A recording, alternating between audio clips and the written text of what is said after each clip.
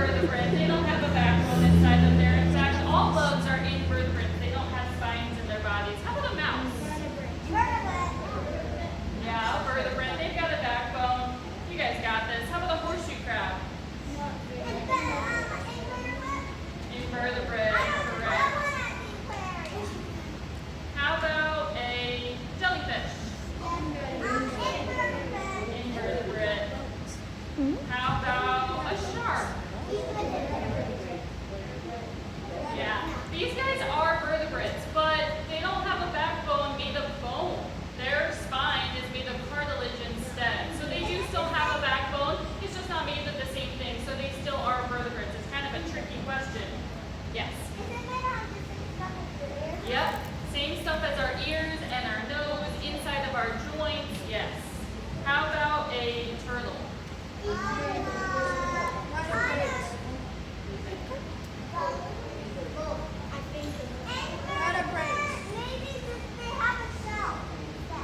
So they are vertebrates. Their shell is made of bone and it has a spine attached to it, and that spine is attached to their body inside. So they can't just crawl out of their shell and find a new one. They're stuck inside because their shell is fused to their body by that spine. So all reptiles are vertebrates. They all have spines in their bodies. How about this last one? How about a dog? Vertebrate. You guys have pet dogs before and cats before. You can feel that spine running right down the center of their back. All right. I think you have the hang of this. So let's meet some of the invertebrates that I have today. And specifically, they are marine invertebrates, which means they are from what kind of water source? What do we think? Are they from lakes and ponds, or are they from the ocean? Ocean. When we say it's a marine animal, it means that it lives in the ocean. So today, I've got marine invertebrates. So invertebrates without a backbone that live in the ocean. So a few rules before we get started. Please stay in your seats the whole time, okay? I'm going to call you guys up to the table at some point to touch each of the animals. So you will be able to touch each one if you would like to. It's okay if you don't want to. You can still come up to the table, parents included. When we touch them, we're going to be really gentle with them. So go ahead and hold up either 2 or 4 fingers, whatever is most comfortable for you. Go ahead and practice on your arm for me, nice and gently. Perfect. We're not going to poke them or scratch them or pick them out. We're just going to touch them nice and gently on the top, and I'll remind you when we get to that point as well, okay? If you have any questions, I just ask that you hold those questions until I let you know it's time, because I might answer a bunch of your questions as I talk about the animals.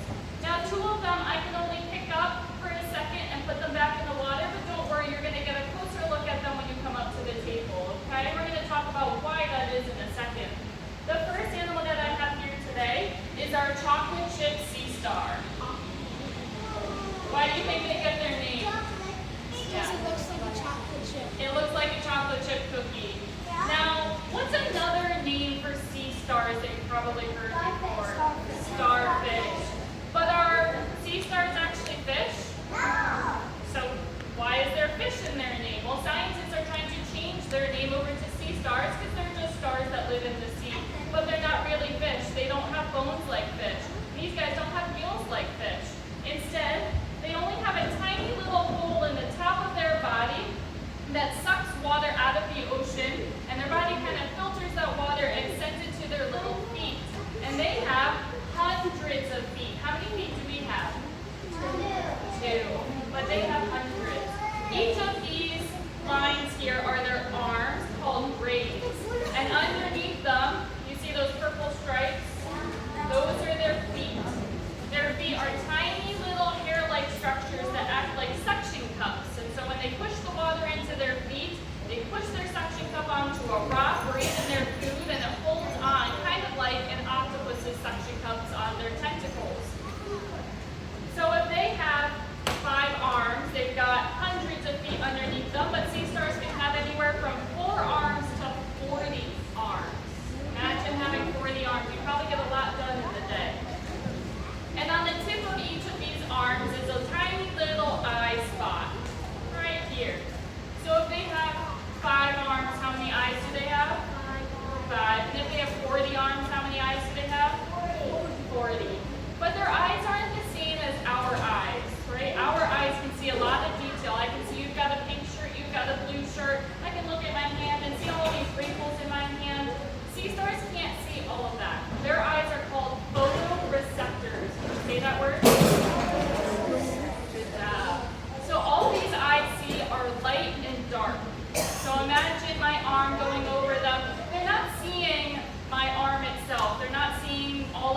different fingers. They're only seeing the darkness created as it goes over them. Why do you think that would be important in their environment, to just see darkness and light? Yeah, exactly. To be able to see if there's predators around. They don't need to know what predator is around that's trying to eat them. They just need to know that there is one there. So if there's darkness over them, that means that a predator is coming over them and they have to lay really still to try to camouflage, or they have to get to a hiding spot. So when it's light again, what does that mean?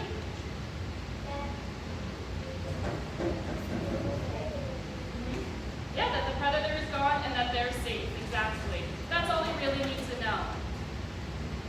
Now, for their predators, there's a lot of things that will eat them, and especially for the ones that live in intertidal pools. Raise your hand if you've heard of those before. Intertidal pools. A couple people? So these are pools of water that form on the beach in between the tides. So it literally means inter, between, tidal, the tides, low and high tide. There are pools on the beach. So in high tide, the water covers those beaches, and all of the animals that live on them can come out, search for food, and explore. But once it becomes low tide, that water starts washing out, and there's only water left in little crevices between the rocks, creating these little pools where all of these animals are going to run to so that they can feel safe, and they're going to probably sleep at that time because they can't venture out to find their food. But at that time, there's other predators coming out, like seagulls and other birds that live on the seashore. And these birds will grab these sea stars, and sometimes they'll eat the whole thing, or they'll rip off an arm. Now, it's not going to be detrimental to the sea star for their whole life because their arms regrow. Just like a gecko's tail will regrow if it gets ripped off, these guys will regrow their arm over the course of a few weeks or a few months. And in that time, they can still use the rest of their arms to move around and hunt for food. And the way they hunt for food is by using these tiny little feet underneath their arm. Some will eat small pieces of fish and shrimp, but they really like to eat things inside of shells, like clams and mussels. So they'll attach their feet onto the shell, and they're going to hold on for days at a time. Do you think you could hold on to a shell for days at a time? No. They take a lot of energy. You get pretty tired. You wouldn't have eaten in all of that time. But these guys are persistent. They're going to hold on to that shell for days, slowly trying to fry within that shell. And they just need the shell to open a crack because they can shoot one of their stomachs out of their mouths. They have two stomachs, and one will come out of their mouth, and with it, a digestive enzyme. We have digestive enzymes throughout our entire digestive tract, from our mouth down into our stomach and our intestines, to break down our food so we can absorb all of the nutrients in our food. For them, this digestive enzyme liquefies their food into like a smoothie. We like drinking smoothies. I like smoothies too. Now, for them, their smoothies are made of clams and mussels. That might not be as tasty to us, but it's delicious for them. And once their food is liquefied, they suck their stomach back into their mouth, send the food to the second stomach, finish digesting, and what do you think happens after that? They poop. But they don't poop like we do. Their food comes right back out of their mouth. So they poop out of their mouths. Yeah, kind of gross, right? But for them, it's not gross because they don't have a brain. They don't have a brain, so they don't think about what they're doing all day. They don't think about where they're going, who they're talking to, what they're wearing, what homework they've got in that day. Everything that they do is like us breathing. So we don't think about breathing all day, every day, right? It just comes naturally to us. Everything that the sea stars are doing comes naturally to them. They don't have to think about having to do it. They're just moving around their environment. When darkness comes over them, their body starts to hide, and that's about it. They wake up, find food, hide, go to sleep. Now the second animal that I have here today is the cousin of the sea star. I'm here. This is a sea urchin. This is a pencil sea urchin.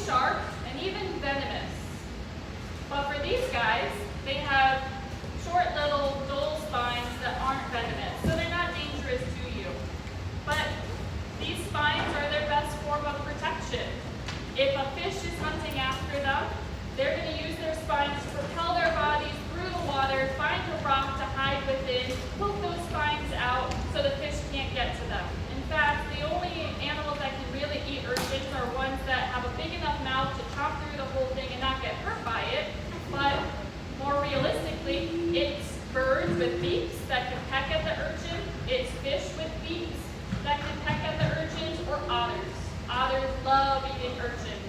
They will hold the urchin upside down in their little tiny hands, and they'll pry the urchin open so they can get to the meat inside of the urchin. People will also eat urchins as well, and sea stars. Here they're kind of tasty.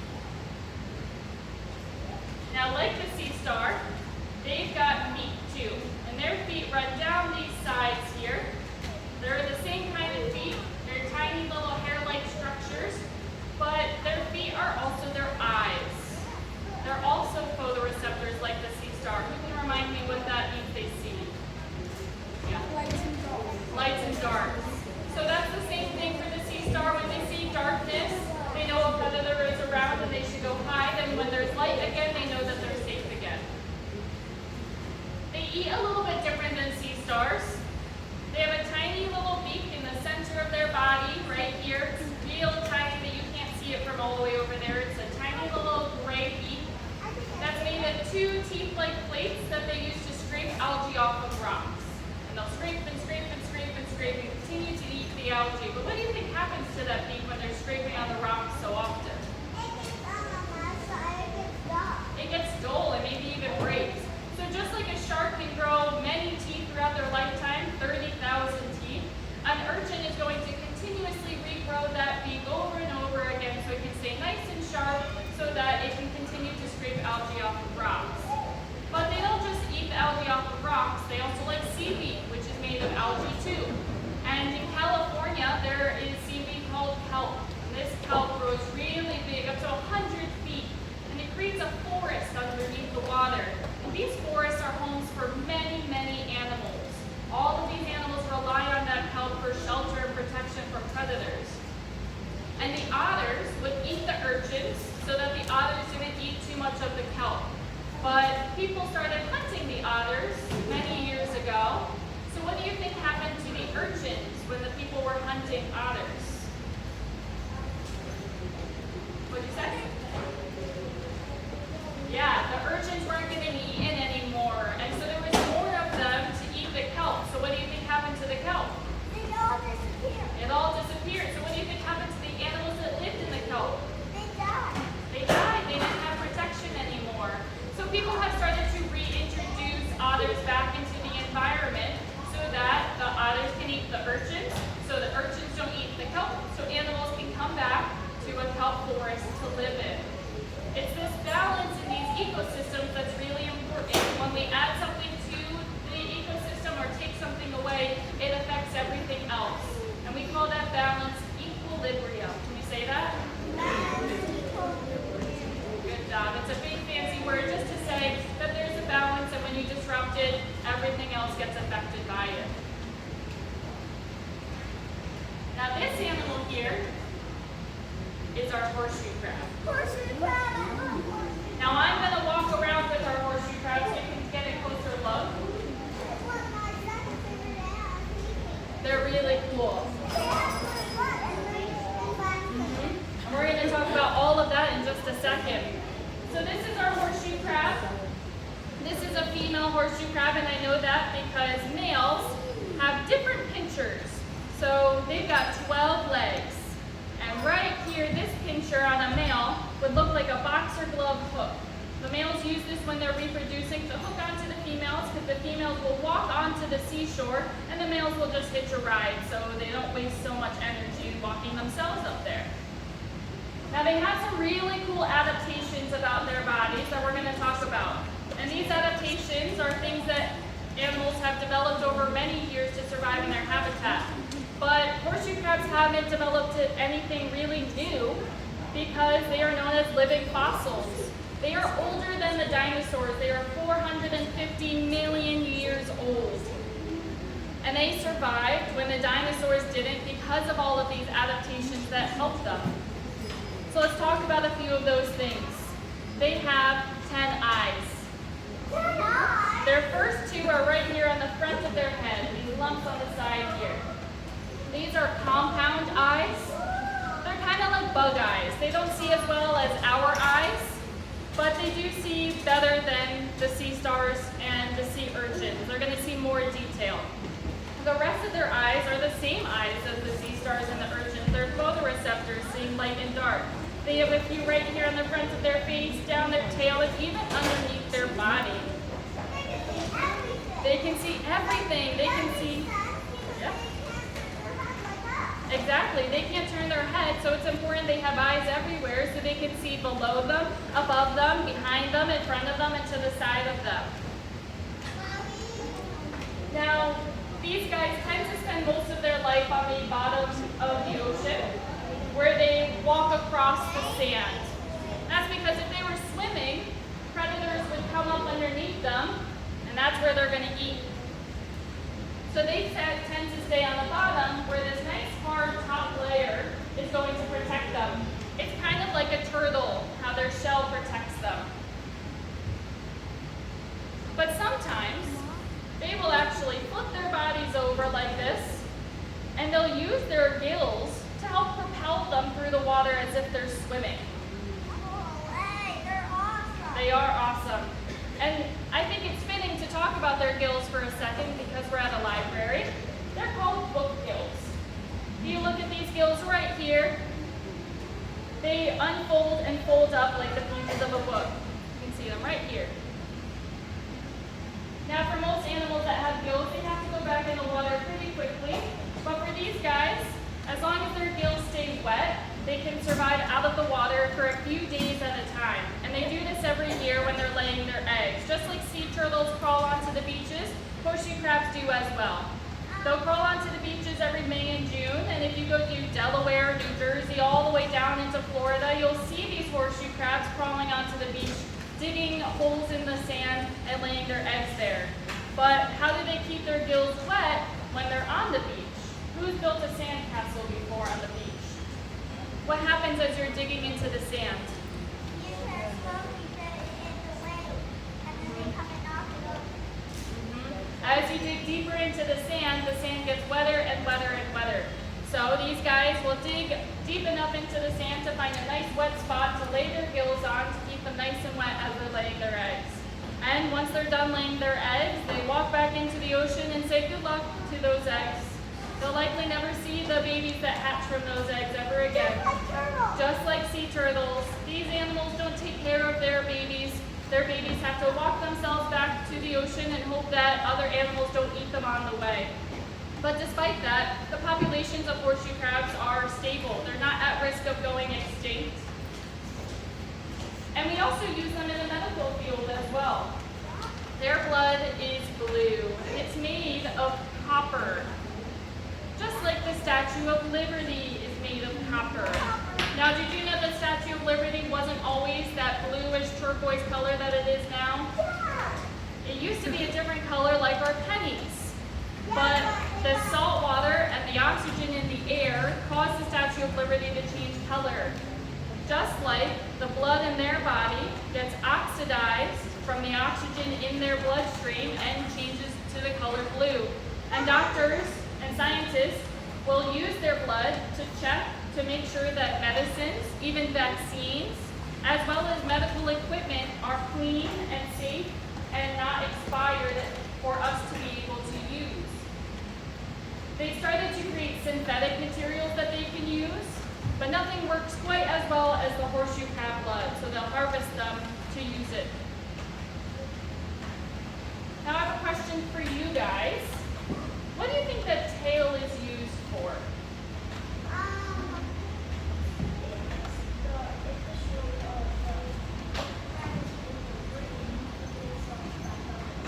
Exactly, perfect. Normally I get something like what stingrays have. They use their tail and they have the barb on their tail for protection to sting something that's coming after them.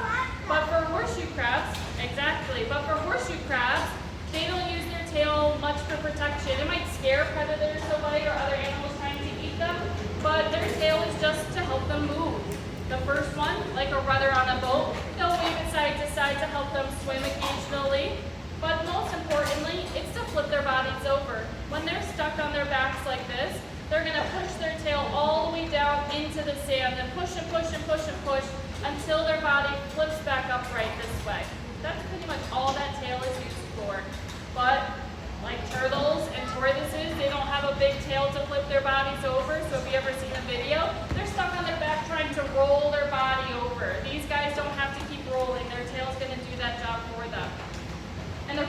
can use their tail is because their body's really flexible. Go ahead and bend your elbows for me. Roll your wrists. Roll your ankles. What are all those things that we're using to bend? Start with a J. What was that? A joint. We've got joints all over our body that makes us really flexible, and they do too. They've got two main joints on their body. They've got one right here and right here that separates three portions of their body. You can see their joints right there, all that white part in there. It looks like what our joints would look like if we could see inside of our body. So it allows them to bend forwards and backwards. You can see the joint right there in their body.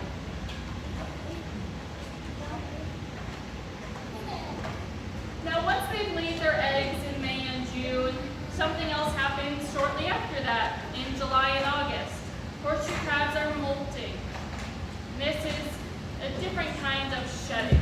So we shed our skin constantly, and it comes off in little tiny pieces, and usually all of the stuff that your parents are vacuuming and sweeping up in your houses is mostly dead skin that has shed off our body. Kind of gross. Mixed in with some dirt and some other stuff.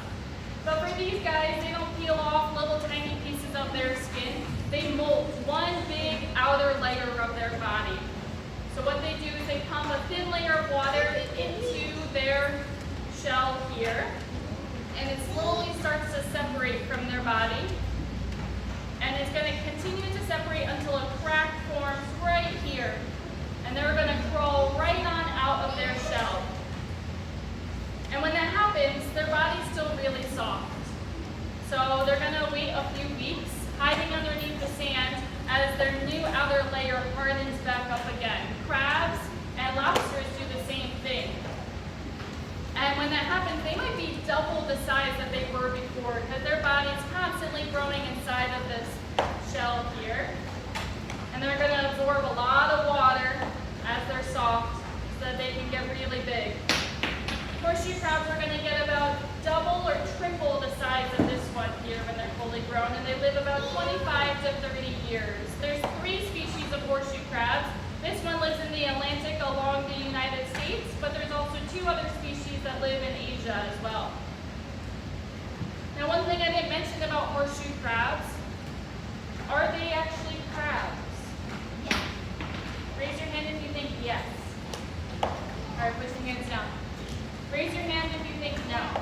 All right, put your hands down. Raise your hand if you're not really sure and you don't know. Yeah. Horseshoe crabs are not crabs. When scientists discovered them, they thought they were crabs. They looked kind of similar to crabs. But crabs have 2 things that make them crabs. The first one are their mandibles. Go ahead, make your big mandibles. Those are the big claws on the front of crabs that they use to crush their food. And they have antennae. Those long things on the front of their head that they use to sense where they are and what's around them. Do you see mandibles on this horseshoe crab? Do you see antennae on this horseshoe crab? So can they be crabs? No. Scientists just thought they were and never changed their name, just like starfish are now called sea stars instead. Now before I present the last animal, does anyone have any questions about the animals I presented so far? Yeah. Do they have names? One was, what was it? Henrietta or something? Yeah, one of the horseshoe crabs was Henrietta.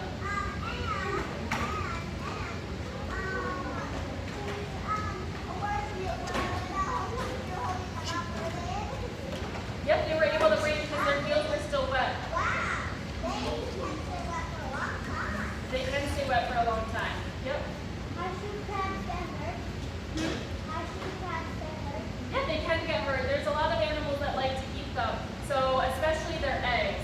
So every year, while horseshoe crabs are laying their eggs on the beaches, there's something else going on. What are the birds doing as it's getting warmer in May and June? They're eating, but what else? As it's getting warmer up here, they're migrating. The birds are coming from down south up north every year at the same time that horseshoe crabs are laying their eggs. And they're flying thousands of miles. Now that takes a lot of energy, so what do you think they have to do to keep up the energy to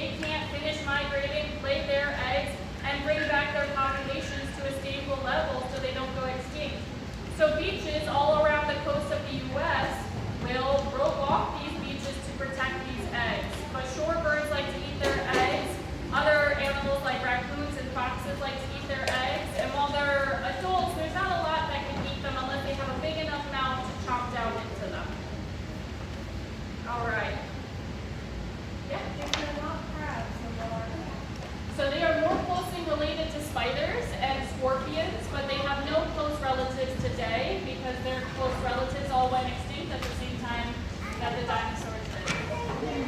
Yep. So they're more closely related to spiders, but they have no close relatives today. Yeah.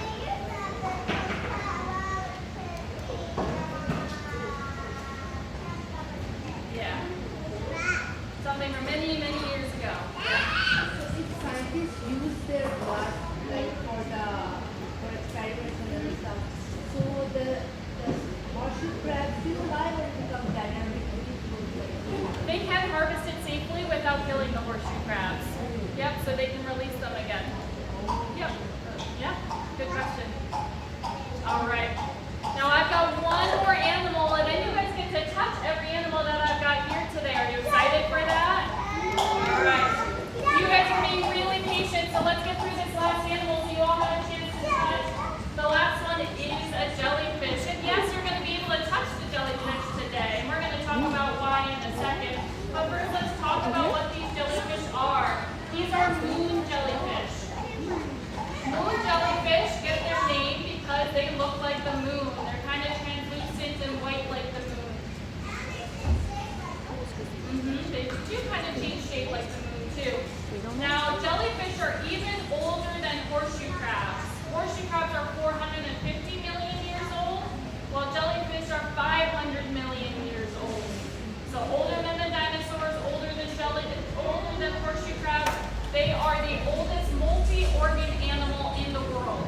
But they don't have many organs inside of their body. They have no brains, no blood, no bones.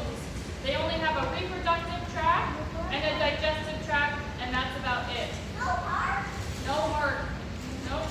Their body is over 90% water, which makes them really fragile. Even air bubbles can pierce through their body. So when I transport them, I have to be really careful to make sure I don't get air bubbles in their water because it'll pierce through their body and hurt them. Their muscle layer is only 1 cell thick. Go ahead and make big, strong muscles for me. Good job. You guys are really strong. Now, do you think our jellyfish are strong with a muscle layer only 1 cell thick? No. That muscle layer you would need to look at under a microscope to be able to see it. That's how small it is. So jellyfish aren't actually swimming through the ocean. There's some really large jellyfish that might get a little bit of power behind it. But when the jellyfish are pulsating their bell like this, that's actually them moving their tentacles so that they can sting their food. So in their tentacles are stinging cells called nematocytes. And these cells help catch their food and stun their food. So for these guys, their food is brine shrimp. Brine shrimp are about this big. Really tiny. Are you about this big? So our moon jellyfish can't sting you guys. Their stinging cells are too small that they wouldn't be able to sting us at all, which is why it's safe to touch these jellyfish. But if you're out in the ocean, do you think you want to touch a jellyfish in the ocean? No. Because you don't know what kind of jellyfish it is. There might be one that looks like a moon jellyfish, but actually has a stronger sting than the jellyfish here. It could be a giant jellyfish, like a lion's mane jellyfish, or a man-o-war, or a box jellyfish. But I want to talk about a misconception about jellyfish. If you look at this picture, this super realistic picture of our jellyfish here, you're going to see 2 kinds of different wavy things. You see these big wavy ones here, and these longer, kind of more straight lines here. These big wavy ones aren't actually tentacles. These are called oral arms. These ones here are their tentacles, and when you get up close to the moon jellyfish, you're going to see that their tentacles are about this big. They're tiny little hair-like structures, and the big wavy ones in the center of the jellyfish are their oral arms. So their tentacles will sting their food, their oral arms will catch the food, and it'll transport it up to the center of their body, where you'll see 4 horseshoe-shaped things inside of there, which is both their reproductive tract and their digestive tract. So when you come to the aquarium, you can actually look at the jellyfish and see orange rings inside of there. That's because their food is orange, not their body. So you'll be able to see when they're digesting their food because they're so see-through.